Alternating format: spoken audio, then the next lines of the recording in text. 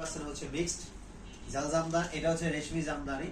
এটার কালেকশনটা কিন্তু খুবই কিউট, খুবই বিউটিফুল। দেখেন সো বিউটিফুল, সো এলিগেন্ট, মানে একটা পার্টিতে পরবেন, এক কথায় আমি বলবো অসাধারণ, অসাধারণ। মানে এটা 15-20 হাজার টাকা শাড়িও কিন্তু এটা সামনে হার মানবে, এত সুন্দর।